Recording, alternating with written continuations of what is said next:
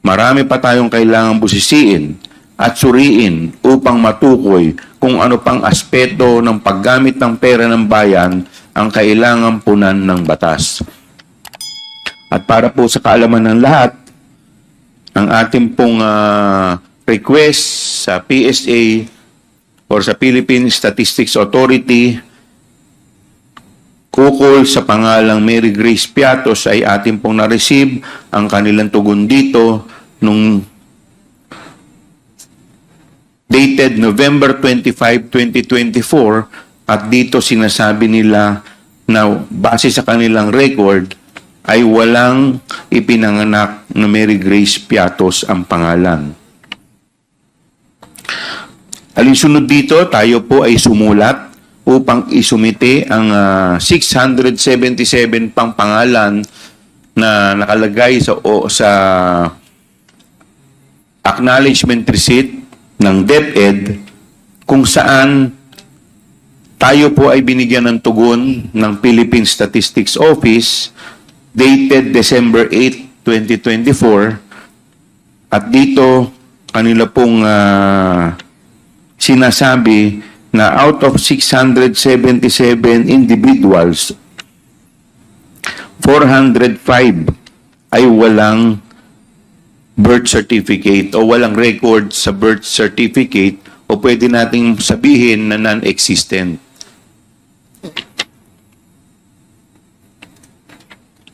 So, nandito po ang record.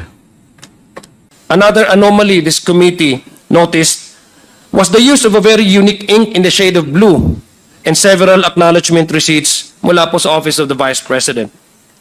At first glance, Mr. Chair, we found that these acknowledgement receipts, which supposedly were signed by different persons in different months, clearly have the same unique shade of blue ink.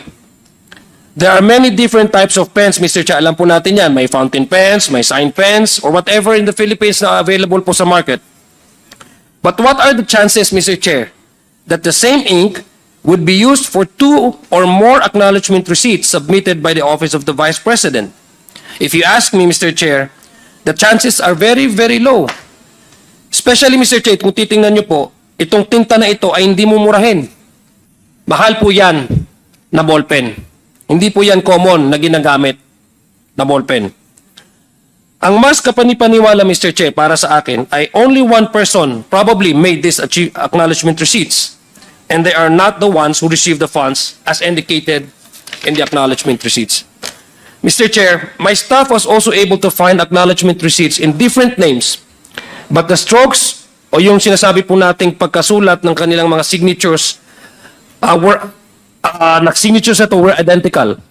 Dalawang different persons but the same identical strokes of signatures. Incidentally, Mr. Chair, these were all done on March of 2023. Moreover, Mr. Chair, the signatures all bear the same figure, done to 2 or 3 times. It's hard to believe, Mr. Chair, that such common signatures would appear like this. I admit that I'm not an expert in this kind of analysis, unlike those at the NBI, kasi sila naman po yung competent gumawa nito na examination. But based on what I know, Mr. Chair, these coincidences are too hard to ignore. In any event, Mr. Chair, ito pong committee na ito ay pinapasuri po natin yan sa NBI to make sure that these signatures have signed by the same person. Titingnan niyo mo po yan sa monitor, the same strokes, different persons. We also found out, Mr. Chair, that 2 acknowledgement receipts, both in the name of Milky Sikuya, both had done on the same day. Same po pinirmahan on the same day, same address in Zambales, and using the same pen. However, have totally different signatures. Tingnan niyo po, magkakaiba. The same day, the same date, same name, but different signatures. Tanong ko po, Mr. Chair, did the person who signed this receipt suddenly forget how they signed in the middle of the same day? Nagkamali ho siya na nakapirma pala siya, tapos pipirma ulit ng isang acknowledgement receipt? Di mo ba pag naka-receive ka na, hindi ka na ho magpipirma at hindi ka namang mag-receive ng isang another acknowledgement or payment? It could have been acceptable, Mr. Chair, if there was merely a small variance between the signatures. Although, as we can see, These two signatures are wholly different from each other, which only leads to the conclusion, Mr. Chair, that whoever made this ARs was not actually this Melky Sequoia. This is truly mind-boggling, Mr. Chair, to say the least. Another, Mr. Chair, another character who we found is a certain Alice Crescencio.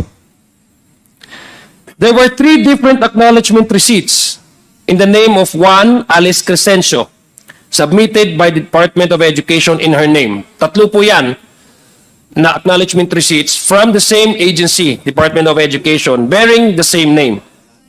However, Mr. Chair, similar to our friend, tandaan niyo po si Kokoy Villamin na na-present po natin nung previous hearing. Similar to our friend Kokoy Villamin, Mr. Chair, there were 3 different signatures. Kapansin-pansin din po rito, Mr. Chair, na si Miss Alice, was apparently, according to these ARs, were in different parts of the Philippines. Pinirman niya, nung inuna, nasa Pasay City siya. Pangalawa, pumirma siya, nasa Iligan City, sa Mindanao. At doon po sa ang aking probinsya, sa Lanao del Sur. Pumirma din ho siya doon. Baka nandun din siya according to the acknowledgement receipt. So, itong pangalan po ito, Mr. Chair, it leaves a very questions, no? Kaya sabi ko, nanganganak ng tanong. Itong mga pangalan na po ito, Mr. Chair, ay hindi pangkaraniwan. Hindi ho natin masyadong naririnig ang Alice Crescencio. Hindi ho common name ito. Kung Maria, ano man yan, yun ang mga common name. But this is an uncommon name. And the chances are, what are the chances, Mr. Chair, that 3 different individuals, persons, have the same names and spelling?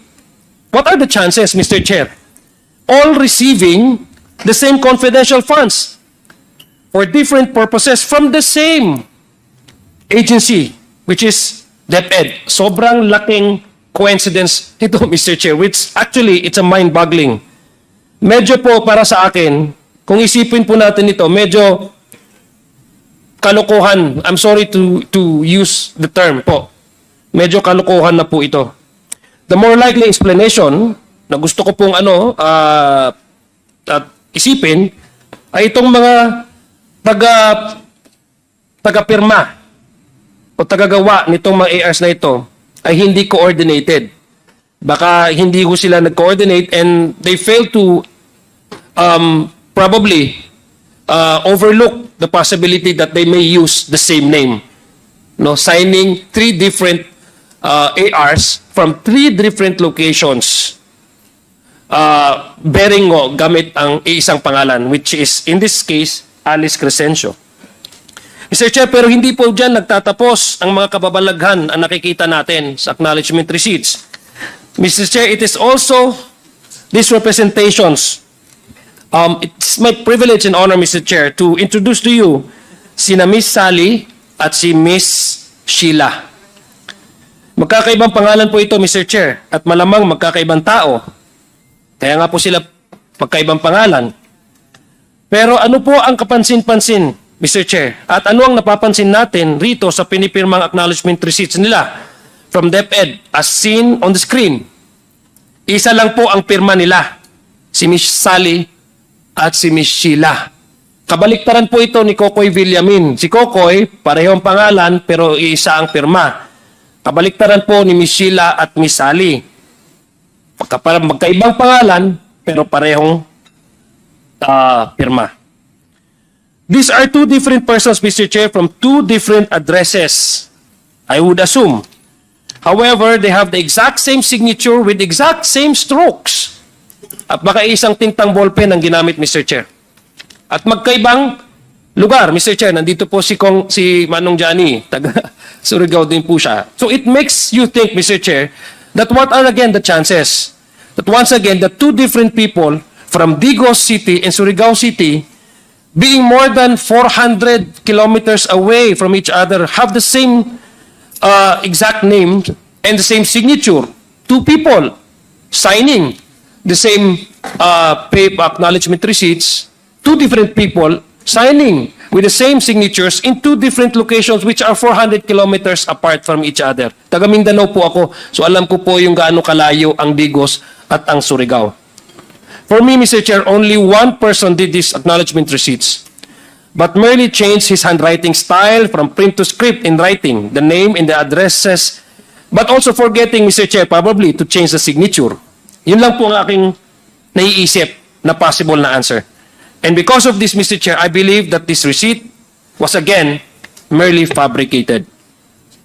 We have all been introduced to our new characters, Mr. Chair, si Alice, Crescencio, Milky Way, si Kuya, Sally, and Miss Sheila. But let us not also forget our original friends na pinakilala ng committee na ito. One of the stars on the issue, Mr. Chair, of the confidential fund is one Mr. Kokoy Villamin. Ina-mention ko po sa inyo earlier, and this was also presented in the previous hearings.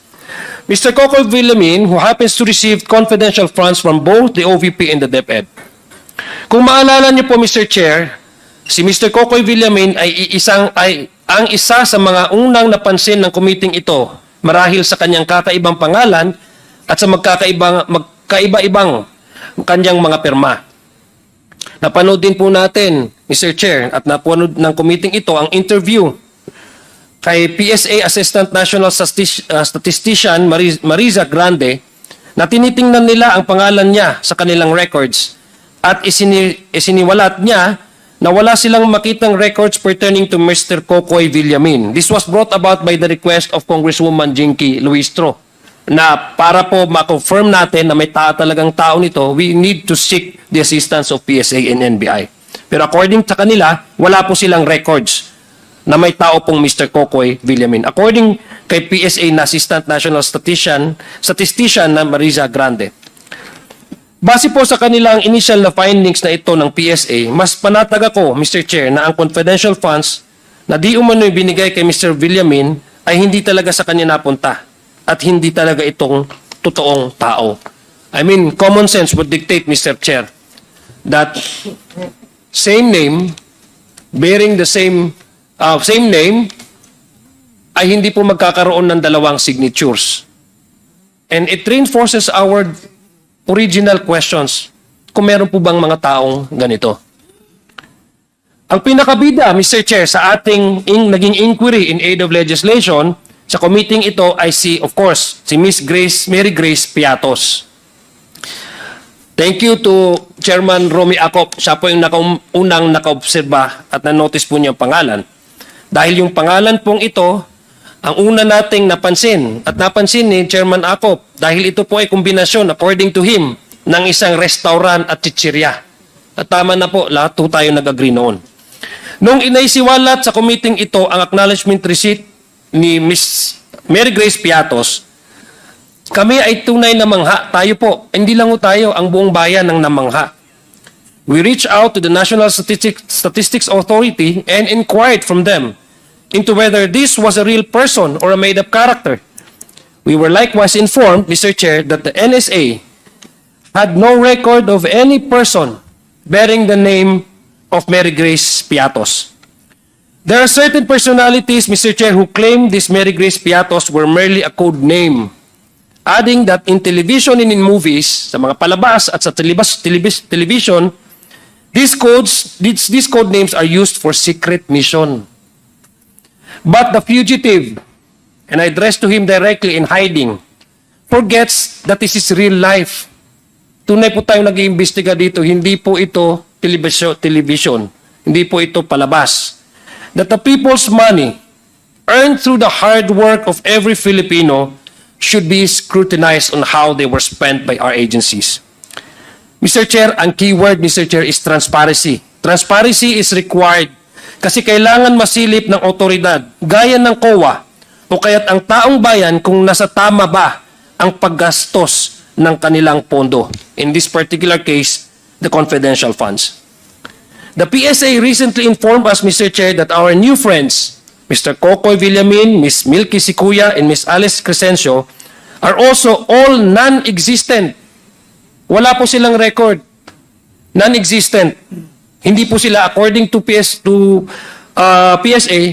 ay posibleng hindi po ito mga tao.